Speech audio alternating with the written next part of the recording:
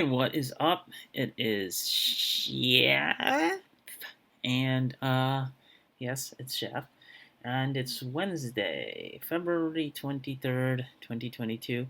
And today I'm going to try to do the Leetcode problem called sort list. It's a daily challenge, and yeah, let's do it. So we're giving a linked list, and the list looks like it can be sorted in any order initially. Return the list after sorting it in ascending order. The head is this, uh, for example, this the entire linked list, and then we want to sort from lowest to highest. Okay, so the same thing. We have negative numbers. We sort from lowest to highest. Number of nodes in the list is the range, so on and so forth.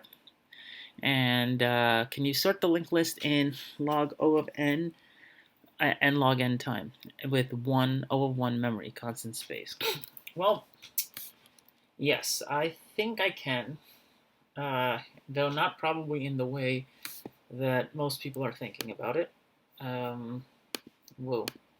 So I, okay, and feel free to disagree with the way that I want to tackle this, but um, I think the most optimal solution would be rewriting the quicksort algorithm or the merge sort algorithm or some sort of n log n sort that uses log n space or O1 space.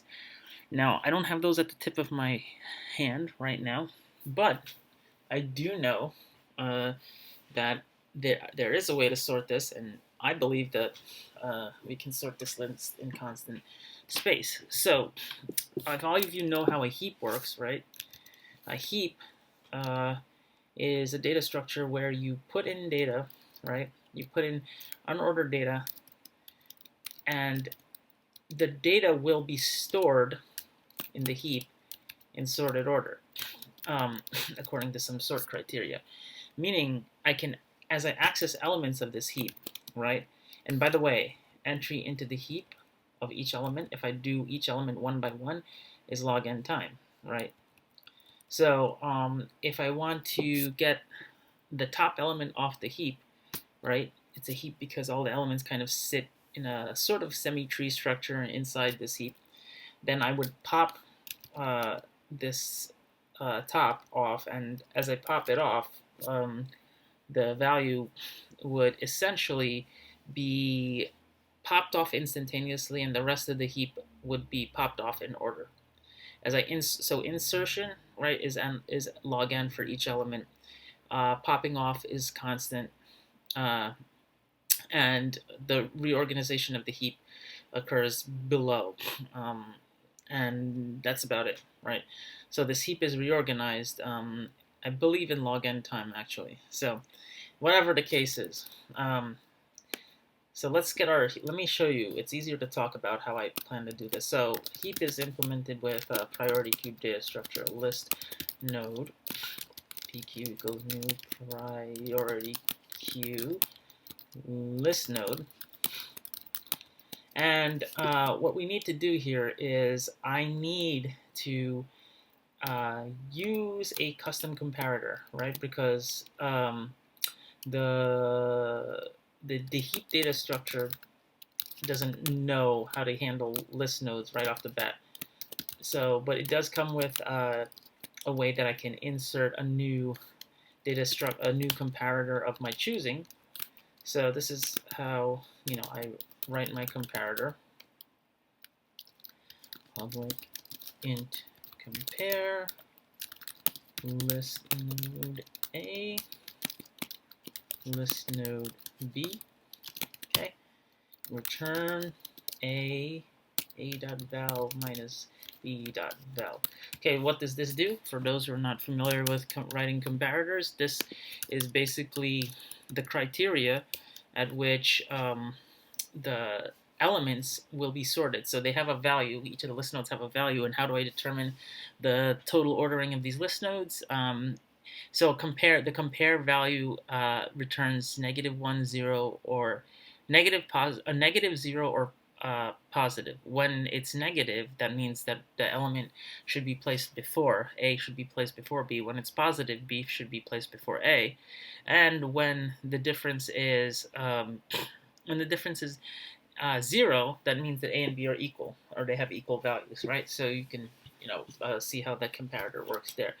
Okay, so what we want to do next is we want to actually go about, now this is the fun part, list node pointer. I'm going to iterate through my list, right?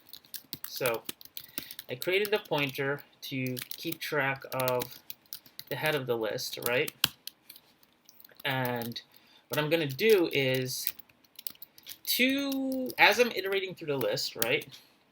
And while the pointer is not equal to null, that's how when the pointer is equal to null, the iteration is done. As I'm iterating through the list, right, I am going to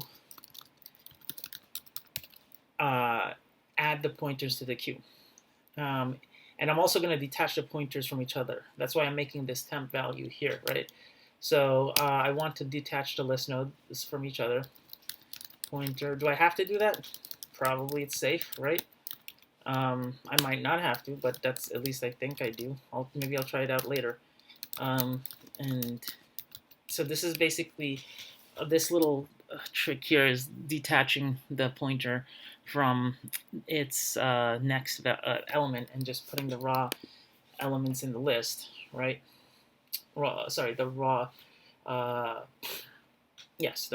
elements in the priority queue. Now, what I want to do is reconstruct the list in order, right?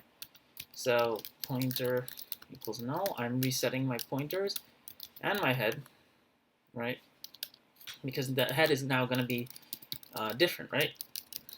It's no longer going to be the head of the old list. So not pq is empty. So here, what I'm doing is I'm going to pop elements off the priority queue while the priority queue is not empty, meaning they'll be popped off in order as long as there are elements that are still left to be popped off in order. Cool. So that's pq.poll. This is each element, right? And then now, working with linked lists, what I'm writing here should make sense after a little bit of practice. It's not that hard, but sometimes you just got to do some funky stuff with how to go through lists, right? So this is basically I'm creating this. I'm in the first iteration if head is null, because head is going to be the new head. It's going to be the thing that I return. So I'm just going to put that in here, right? And since if head is null, that must mean that I'm at the very first element in the priority queue that I want to convert to the head. So I'm going to assign that to the head, right? And then also I'm going to assign the pointer to that same value, right? Because now I need to iterate through that. So now if on the next iteration, if pointer.next equals next, set pointer.next to next. So now I can use pointer, and as I iterated in the beginning of the list with the pointer, I will iterate and attach elements to the rest of my list. So this should be right. Pointer.next. So this will move me forward and attach elements. Pointer.next will get the next value that I just popped off the list, and then the pointer will shift because I'll shift my pointer to the next element for the next iteration to add onto. And I believe that's it. Let's see if this works. Accepted. Hey, and what do you know? Accepted. Not the fastest thing in the world, but hey, whatever. Okay, so now it's space and time complexity. I think, well, first let me see something. I want to just see if it goes faster if I don't use this pointer. If